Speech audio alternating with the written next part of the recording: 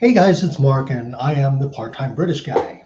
Okay, we're gonna watch a reaction video. I haven't seen this. It's called the first Spitfire kill. So we're gonna go right into this reaction video. Okay.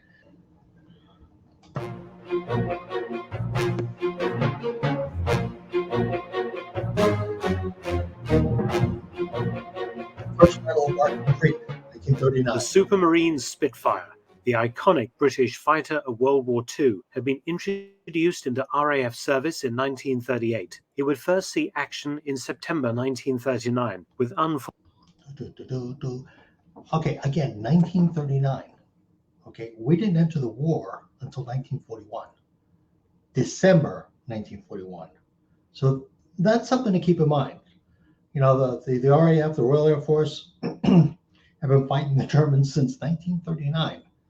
39, 40, 41. 3 years before we even entered the war. Think about that. All right, let's get back to the video. There we go.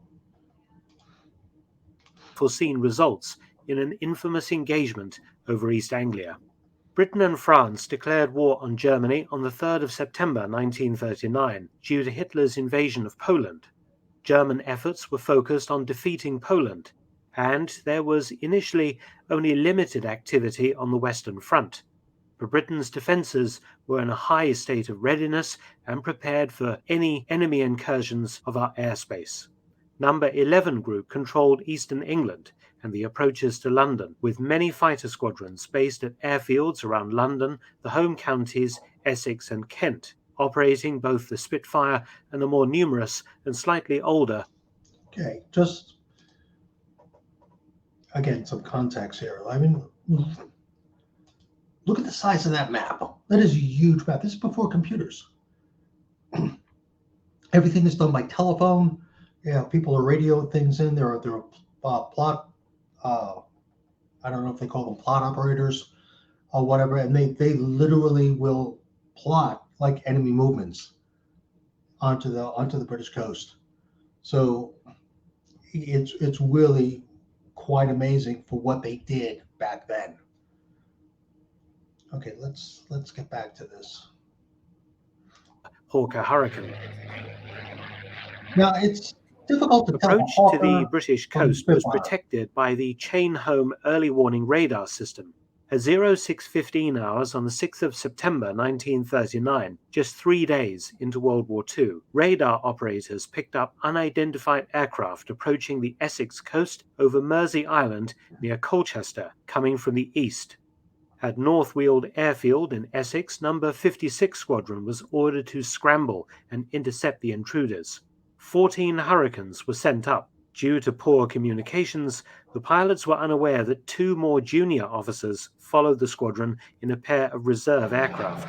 Further squadrons were alerted and scrambled. At North Weald, the fighter controller sent up Hurricanes from number 151 Squadron, while at RAF Hornchurch, they scrambled Spitfires from 54, 65 and 74 squadrons. All the pilots were inexperienced in air fighting, as it was only the beginning of the war.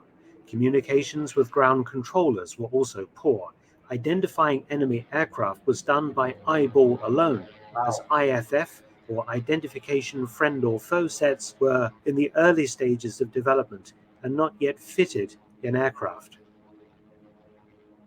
The squadron scrambles had been exciting, nerve-wracking events, and the pilots were all keyed up for combat. They scanned the skies expectantly for the intruders, determined to shoot down any German aircraft they spotted. Leading A flight of number 74 Squadron was Adolf Malan, a young South African pilot nicknamed Sailor due to his previous nautical service. The flight spotted 2 unidentified aircraft in the distance, and it is alleged that Malan gave the order to engage. 2 of the Spitfires peeled off and attacked, but a terrible mistake was about to occur. The unidentified aircraft weren't Messerschmitts, but the 2 reserve Hawker Hurricanes of 56 Squadron. Wow. In the heat of the moment. Hold on. I mean, think about that. I mean, wow. I mean, we're talking eyeballing it. We're talking just a couple of days into the war. Everybody's keyed up, and you shoot down. It's friendly fire. You shoot down your own guys, two of your own guys. They were the reserve Hawker Hurricanes. Yeah, and the thing is, a Hawker Hurricane looks a lot like a Spitfire. There are certain distinct differences. I mean, it took me a while to learn the difference between a Hurricane and a Spit. So that's hard. That's heartbreaking. That really is. Let's go back. Moment, the Spitfire pilots couldn't differentiate.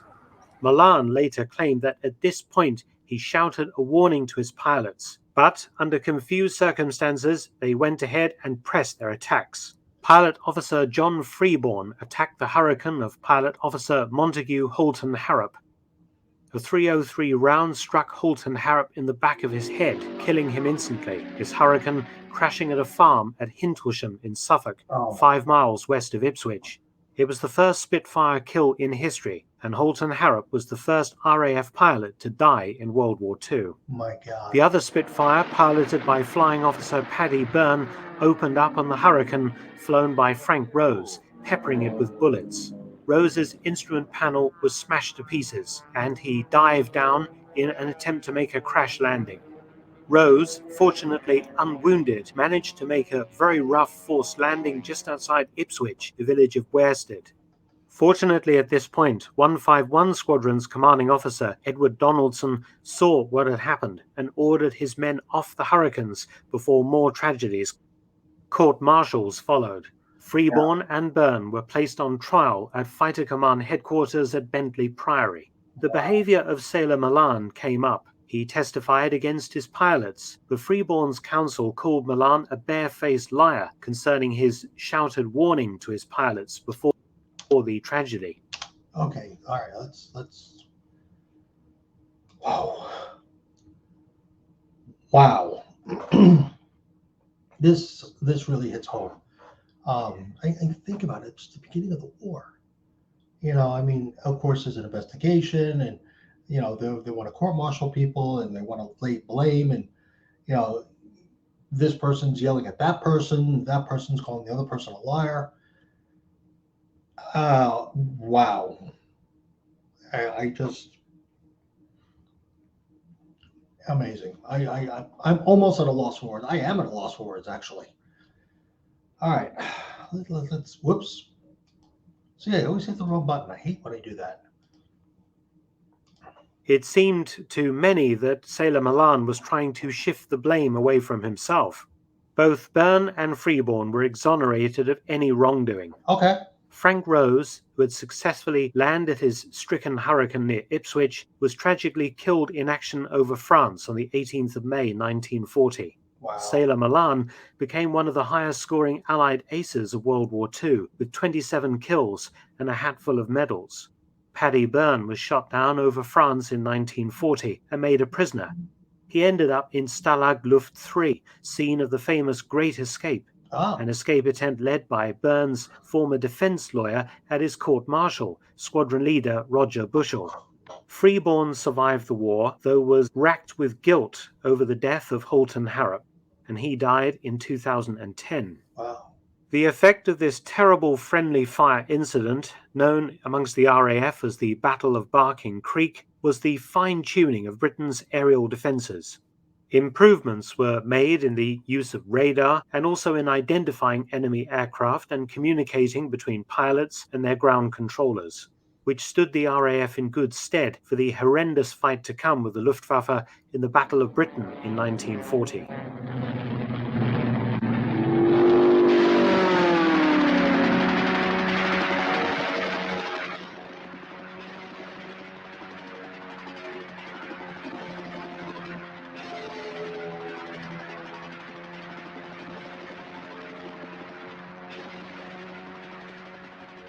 I hope you found that interesting, and thanks for watching.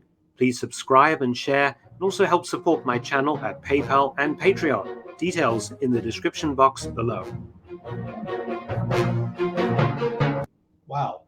All right, so what did you guys think of that? I mean, leave a comment. Let me know what you thought about this. This really was amazing. I don't have, you know, too much more to add. I think, I mean, obviously it was a friendly fire incident. Obviously, one person lost their lives, and of course, eventually a couple of these guys died later on in the war. So what are your thoughts? Leave a comment below. Let me know. I'm really, really curious. All right, that's it. That's all the time I have. I'm the part-time British guy. Thanks for watching the video. Bye.